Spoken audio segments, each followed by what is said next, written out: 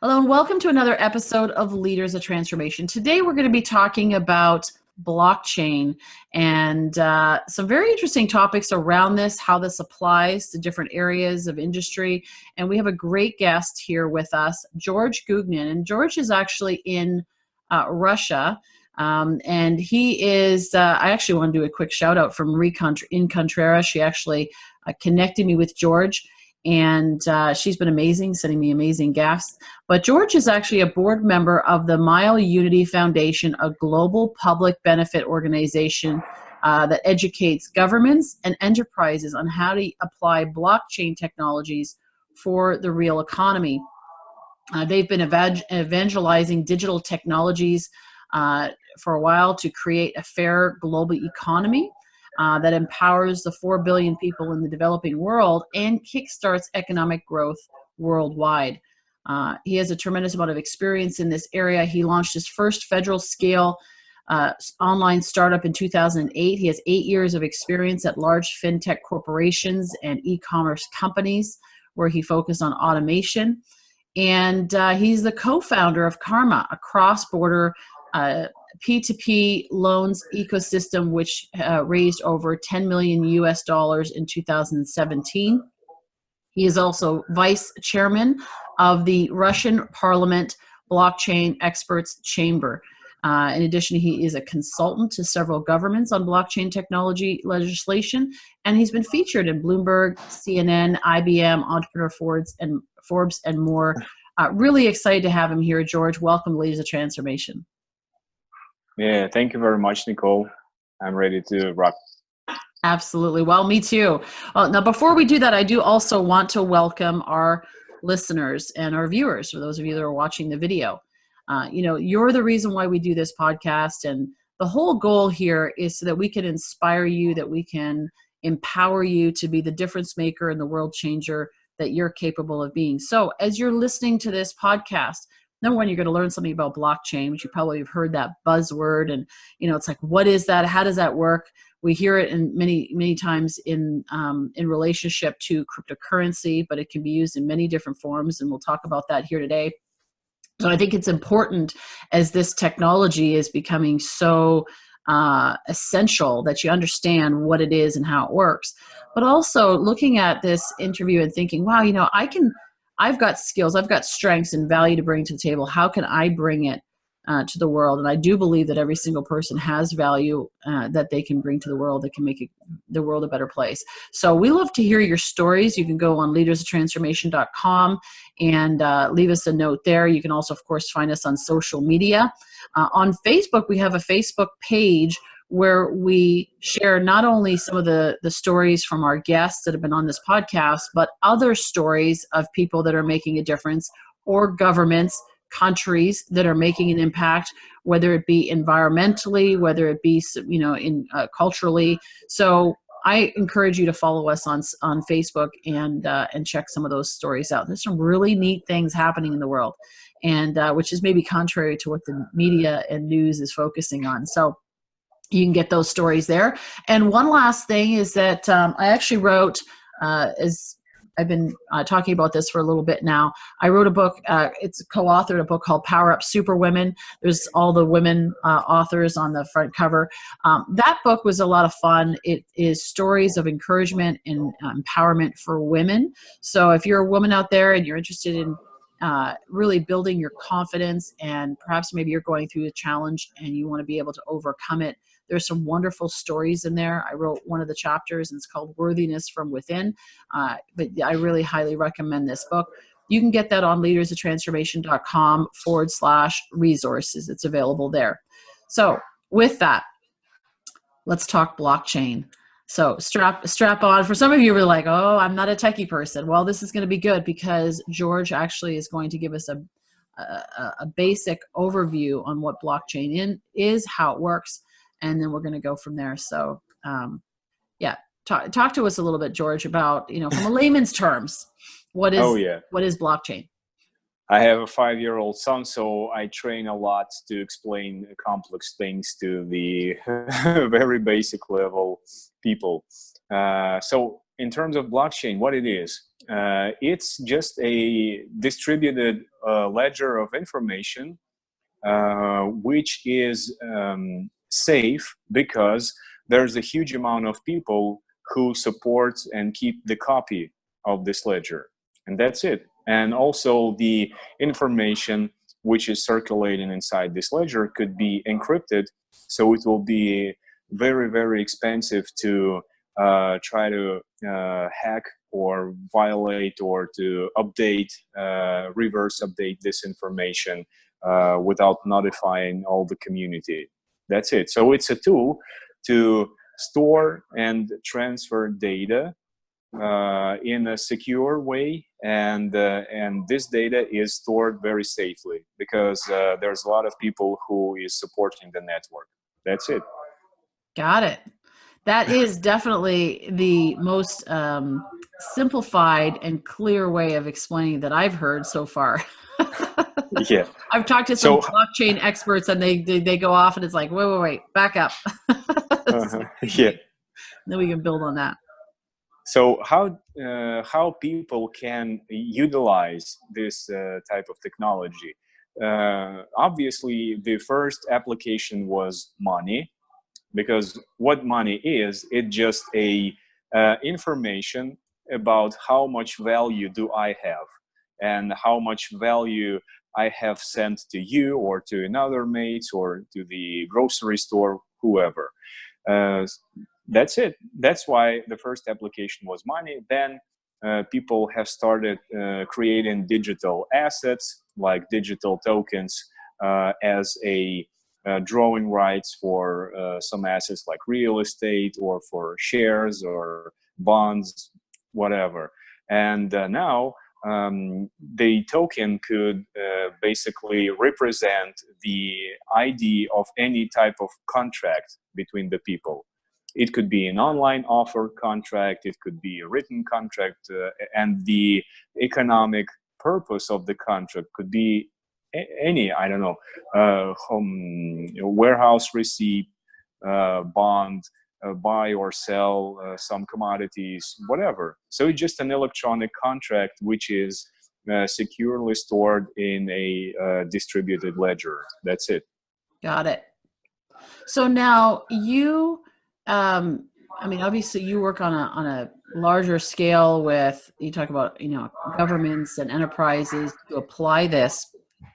So what industries, you mentioned real estate, finance, some of these industries, tell us a little bit about what that landscape is and sort of now what that giving us a framework to where to start from. How are you transforming or helping to transform those industries and those spaces doing what you do?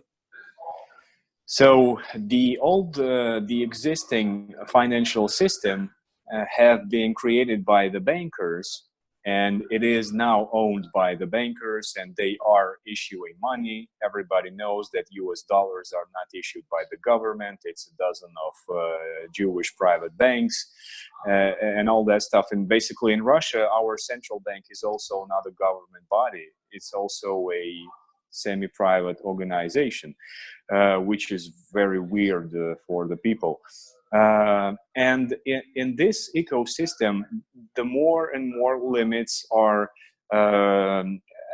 appearing. For example, if you try to send US dollars cross-border via the SWIFT, it's becoming a headache every day, more and more. There's a lot of restrictions, a lot of sanctions, trading wars, limitations, AML, and all that stuff. So the more and more people, even in the United States, who have legal contracts between each other, they are very interested, and they forced to search for the alternatives to the traditional financial system just to pay the money for the legal contract. Even if we have some agencies in US, we have to pay them with cryptocurrencies, because to send a SWIFT more than $10,000, it's a nightmare. You have to provide a huge amount of documents. Your account could be blocked. Their account could be blocked, and without any explanation or notification or whatever. So this And that's for rigidity. because of security, because there's security is not in place to know that there's a valid transaction happening, right? That's why But all the documents, that's why all the concern to make the sure, funniest right? the funniest thing that the all of these so-called security issues are built around the like very old-fashioned technology. For instance, let's take credit cards. It's a huge amount of credit card fraud in the United States because most of the merchants don't use the 3DS technology. So if some guy just having your credit card number and your name and a couple of data, he can easily pay with your credit card without notifying you. That's why Visa and MasterCard are enforcing the, how to say, cash withdrawals backwards, chargeback. They allow almost instant chargeback in half a year after you've bought something. That's why there's a lot of online stores who don't want to operate in the United States because there's a huge amount of consumer fraud with chargebacks. They buy a book in your online store, they pay with credit card, they receive the book, and then they ask for the chargeback, and that's it. As a shop, you don't have a book and you don't have money. That's not profitable business. And it's when you are using cryptocurrencies, it's impossible to even think, even imagine those type of situations because they are built and designed to be more secure and to be sustainable even in the very harsh environment. Right. Yeah, thank you for clarifying that because, you know, this issue is huge. Like this is not, I know some people who are like, oh, blockchain, don't understand it, don't want to know, or cryptocurrency, oh, that thing's a fad, you know, it may not, you know, last. But the reality is there is a huge transformation. This podcast is about leaders of transformation. Can't talk about transformation without talking about the economy itself and the transfer of money, which our economy is based on, right? It's all, you know, it's all intertwined. So to be able to understand what's actually happening, and even in the U.S., coming from somebody who is not in the U.S., looking at the economy of the U.S. and saying, actually, people don't want to do business in the U.S., whereas perhaps there might be some Americans who actually think it's the best, you know, economy. In some ways, it's actually, you know, when it comes to these types of things, there's actually more problems. So very interesting. Yeah. And I kind of interrupted you. So you were talking about some of the things that you do when you're working with industry and government. Yeah, so what we do is we try to also explain the government bodies in different countries like China and South Korea and African countries and CIS region, how to legalize, how to build a legal framework around the blockchain technologies and cryptocurrencies and tokens and all that stuff to make it beneficial both for the government and for the citizens of the government. How to apply this to the contracts, to the tax filing, to the customs clearance, et cetera, et cetera. So we are trying to install those technologies into the legal environment in as much countries as possible because it will help us and our community members to operate with their cross-border transactions and make it legal, and don't be afraid of police or tax agency knocking to the door and like, look guys, you're doing a fraud, there's no way to manage the cryptocurrencies and use them, blah blah blah. So we help people to get their business done in legal way but using the modern technologies. Yes. Now when you talk about cryptocurrency, there are a lot of people that are excited about it because of the you The know, price. well, the price, but it's more like the ability to be somewhat anonymous is what they, you know, the perception of we're going to go off, we're coming off the grid, but that's actually not ultimately what it's going to be, right? You're Hmm. talking about governments Hmm. legalizing, putting Hmm. the legal structures in place. So Hmm. right now it might be the Wild West, but it's not ultimately going to be. It's not going to be that Yeah, forever. sure. For instance, most of the cryptocurrencies like Bitcoin, Ethereum, and even Mile and XDR, they are not providing you with 100% anonymous transactions. Because if you have posted your public address, or if you have published it somewhere on the forum or in social networks, or if you have passed the KYC on the exchange or whatever, you became exposed, and all of your previous and future transactions are also become transparent to all of the viewers and the government or whoever. So they are not, it's very hard to keep being anonymous if you're using a cryptocurrency. Because they even produce more transparency in the economy. So that's why I think, like I said, the cryptocurrency is a dream for the intelligence officer, because it's easier for him to track all the transactions. Because it's easy for them to motivate people to pass the KYC and somehow expose their wallets. And for instance, in Bitcoin, Palantir, maybe you know this organization, it's a CIA startup, which is tracking the Bitcoin addresses also. And they have covered, as they said, about 2/3 of all the Bitcoin addresses, and they know the owners based on some Wow. public and not public analytics. Yeah, because it's very easy to track. Sure. So cryptocurrency is not mostly about anonymous transaction. It's about fast and hassle-free transaction, unlike SWIFT or wire transfer via the Western Union or something similar. So do you think that and how long, if you were to estimate, uh, before traditional forms of money will be eliminated and replaced by this? Yeah.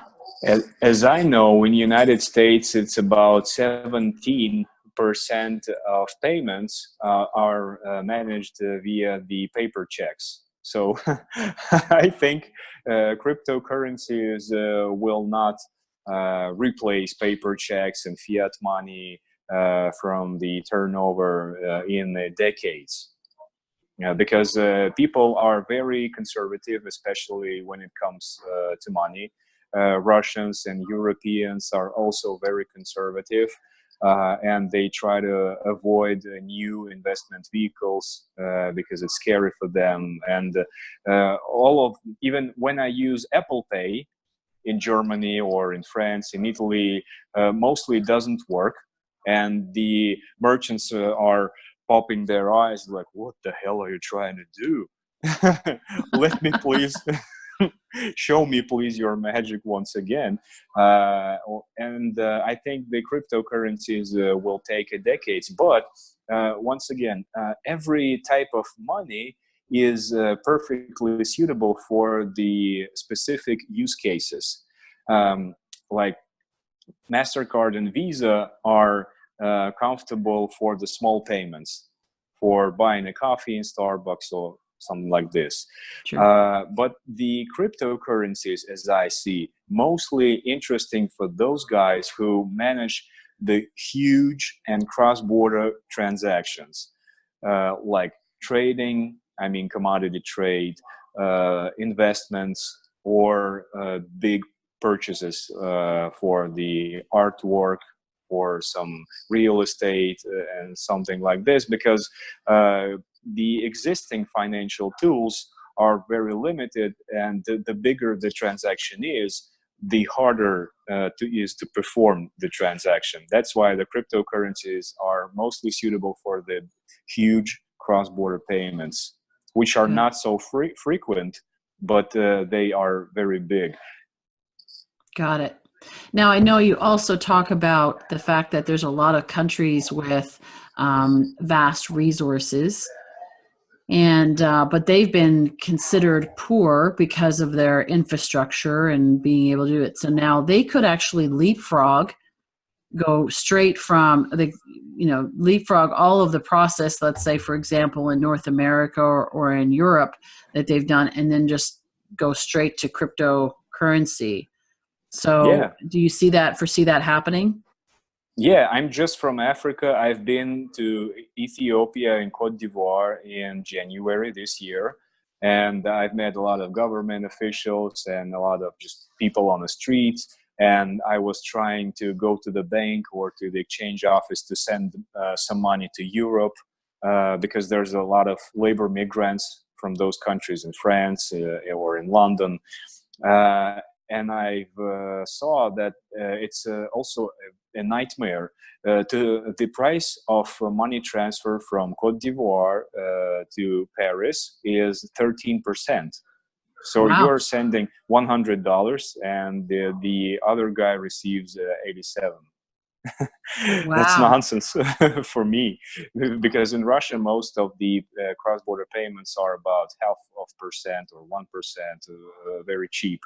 And in Yes. China also, I don't know what's about the US, but for Africa, it's impossible to pay those type of fees. And also they are always leapfrogging. Let's take mobile networks and cellular phones. In Africa, there were almost zero disk phones like we've had 30, 40 years ago. Even I saw some of that type of phones when I was a baby boy. And they just appeared with a smartphone, just Yes. like that. In a moment. That's why it's very hard to adopt new technologies because the environment it's open space. It's not rigid. It's very agile, and there's no legacy in that environment. So the government officials are very interested in new forms of raising money because, as you said, there's a vast amount of resources like gold and agricultural resources and energy. But they understand that it's very hard to obtain some dollars from the investors, but it's easier to raise money through the ICO or token sale, through the cryptocurrencies from all over the world. And we are helping them to develop those legal frameworks to fundraise for the strategic projects. For instance, we have signed a contract with the Kazakhstan government, and we are now consulting them on how to build the government ICO platform to raise money from all over the world to the upgrades of railroads, of the airports, of building the new warehouses, because Kazakhstan is sitting on the middle of the Silk Road, and One Belt, One Road is one of the core Chinese initiatives at the moment, and they are heavily investing in that initiative, and they are building the logistics, the hubs, airports, and all that stuff to make it easier to transfer goods through the Eurasian continent. And the governments are finally understood how they can utilize cryptocurrencies and how they can find some workarounds from the old-fashioned rigid banking system. Fascinating. Well, I can imagine that for your, what you do every day, it must be super interesting and exciting to hear what's happening on a global scale. It's interesting. So, Mile Unity Foundation. Maybe talk just briefly about what you do there. You alluded to it, but what you do there. And I know we're gonna make sure there's a link that people can go and find out more about it. Go to the website and so forth. But I think it would be helpful for people to realize, okay, so what do I do? What's my next step? Or if I wanted to learn more about this, or I wanted to get involved in this, or, obviously if there's there's anyone listening that is involved in cross-border trading or, in government and putting together these, the infrastructure, financial infrastructure, that they might actually be interested in hearing more. But even just the layman, right? Just how can they get involved? Yeah, so they can visit mile.global website, and if they are doing the cross-border trading, I mean commodity trade or some investments, we are very glad to consult those type of companies on how to utilize the blockchain technology to minimize their efforts on performing those transactions, how to speed it up, how to perform them with lower fees, and how to avoid the double currency conversion and all that nightmare people usually have when they do cross-border trade. And we are providing the legal frameworks for all of those operations, and it's for free. And it's open source. We have made a lot of cross-border deals between different countries using our cryptocurrency, and it has passed the customs clearance, and it has been accounted by the international financial reporting system, and the taxes are paid and all that stuff. So we help them to do 1, 2, 3, how to apply this digital technology to their trade and how to benefit from it. Got it. Now, just a question, this is maybe a stupid question, but I think it might be one that might be out there, is so if you're dealing with cryptocurrency and you're going cross-border, so you've got different currencies in each of those countries traditionally, how does it translate exchange? Yeah. Is it a straight one-to-one, or is it actually using the original, like the traditional currency value and making the conversion? Yeah. One of the products we are evangelizing is XDR, which is a digital unit of account, which is like Bitcoin created by the community. It has no author, no owner. It's totally decentralized. And the value of this unit of account is tied to the IMF SDR, which has direct exchange rates to almost every fiat currency, like US dollar, Russian ruble, renminbi in China, whatever.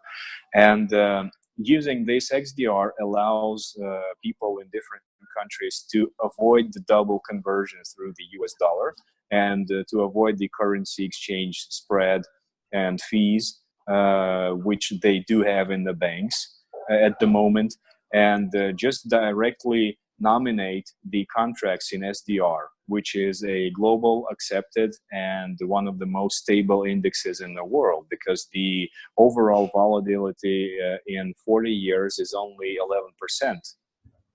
And it's even growing comparing to the US dollar. In 1981, it was like $1.27, and now it's 1.4.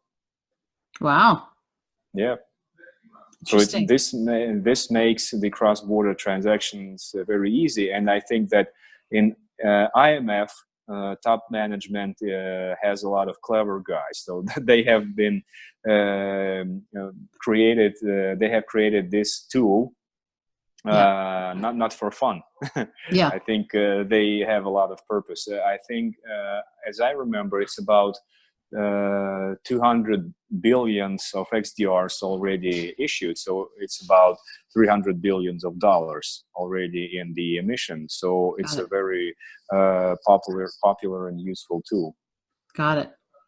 George, this has been very insightful, and certainly I've heard a lot about blockchain, cryptocurrency, and had it explained. And a lot of times, people will go very granular in how the system works technologically. But for most people, they don't want to know all that. it's kind of like, I just want to be able to turn the light switch on or off. I don't need to know how it works behind the scenes, but to understand it from a conceptual standpoint, how the whole thing works, I think is really super valuable. You've provide that today. And I'm excited. I mean, as I said, for what you do and just understanding what's going to happen, and what, as things change, I think that's just an exciting role for you. So, yeah, thank you for sharing a little bit of this with us today. And so we can get an understanding of it. Yep. Thank you very much, Nicole. Is there Thanks, anything I guys, for missed listening. asking? Something that I didn't know to ask that I should be asking? Because this is new to me too. I don't know. I think my job was to deliver the easy explanation of what's going on, and that's it. Yeah. I will be happy if somebody will understand more and start applying this in their daily life. Yeah. In their Awesome. businesses. Yeah. Well, and we'll make sure that the link to your website, which is mile.global, that will be in the show notes. Obviously, it's easy to remember anyway, but it'll be in the show notes. And for our listeners and our viewers, if you have questions, reach out. I mean, obviously, George is wanting to educate. Their foundation wants to make sure that people are educated and providing tools. So there's lots of great resources on their website. And if you have questions, comments, we'd love to hear them as well. You can go to leadersoftransformation.com, or you can find us on social media. Love to hear your feedback on that. And if you like this episode and found this valuable, please go on iTunes and leave us a rating and review, because that helps us to get a greater reach. We're talking about a global economy here. We have listeners in over 120 countries. We want to continue to extend the reach out. One of the things it's inspiration, it's education. I believe that if the greater we're educated, the more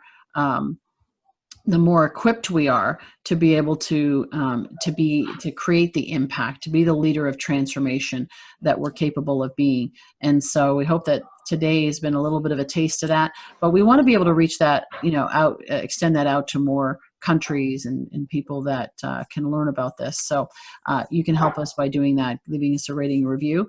And we look forward to continuing this conversation and talking about transformation and leadership. And we look forward to seeing you on the next episode of Leaders of Transformation real soon.